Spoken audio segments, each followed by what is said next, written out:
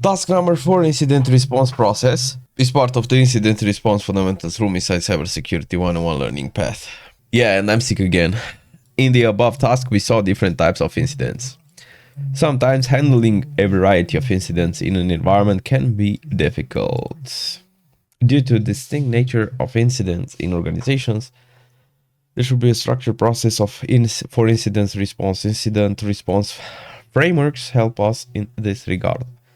There are generic approaches to follow in any incident for effective response. We will discuss the two widely used incident response frameworks, SANS and NIST. SANS and NIST are popular organizations contributing to cybersecurity. SANS has offered various courses and certifications in cybersecurity, and NIST plays its role in developing standards and guidelines for cybersecurity. Both SANS and NIST have quite similar incident response frameworks. The SANS incident response framework has 6 phases, which can be called PICERL to remember them easily: preparation, identification, containment, eradication, recovery, and lessons learned. The preparation phase includes building the necessary resources to handle an incident. These resources include developing incident response teams, having a proper incident response plan in place, and deploying necessary security solutions to combat the incident. To the right, we have an example. Conducting awareness training for employees on phishing emails. Phishing emails are fraudulent emails sent by malicious attackers that can trick you into performing actions that can lead you to an incident. Identification phase refers to the looking for any abnormal behavior that may indicate an incident. This involves using various security solutions and techniques to monitor abnormal events. The security team notices a huge amount of data being sent out from one of the hosts. Upon analysis, it was found to be compromised for a malicious file. After the malicious file was downloaded from a phishing email attachment. Containment: once an incident has been identified, the next step should be to contain it. This means minimizing the impact of the attack. This usually is done by isolating the victim machine, disabling the compromised user account, and so on. The security team isolates the host from the network to minimize the impact and not allow the attacker to jump to other systems leveraging the compromised host.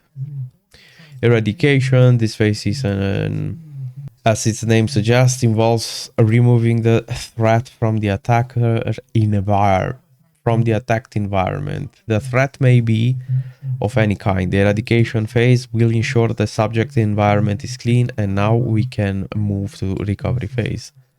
A demalware scan was identified on the system to remove the malicious software from the host. In the recovery phase is very important in this chain. It involves recovering the affected systems from backup and rebuilding them. The recovered systems are then tested and are ready to use. The compromised host has reconfigured and the exfiltrated data was restored from the backup. Lessons learned: this is an important part of the incident response lifecycle. Gaps in the detection and analysis of the incident are identified and documented, helping to improve the overall process in future incidents. Conducting a post-incident review meeting to analyze the incident's root cause and improve the security to prevent future attacks. The lifecycle, we have it here in a diagram, and the incident response framework of NIST is similar to SANS framework we studied above. The number of phases in the frame is reduced to 4: preparation, detection, analysis, containment, eradication, and recovery. Post-incident activity is pretty similar. If you can check it out: preparation, identification with detection and analysis, containment, eradication, and recovery, basically, and then post-incident activity, lessons learned after the incident. Here we have a cool comparison. You can easily see them. Organizations may derive their incident response processes by following these frameworks. Every process has a formal document listing all the related organization procedures. The formal incident response document is called the incident response plan. The secure document underlines the approach during any incident. It is formally approved by senior management and consists of the procedures to be followed before, during, and after an incident has been completed. The key components of this plan include, and are not limited to, roles and responsibilities, incident response methodologies, communicating plan with stakeholders, including law enforcement, and escalation path to be followed. Answer the question below. The security team disabled the machine internet connection after the incident. Which phase of the sensor containment? This will minimize the impact of the attack. This is usually done by isolating the victim machine. Which phase of NIST corresponds with the lessons learned of NIST? Okay, we changed framework. It's post-incident activity.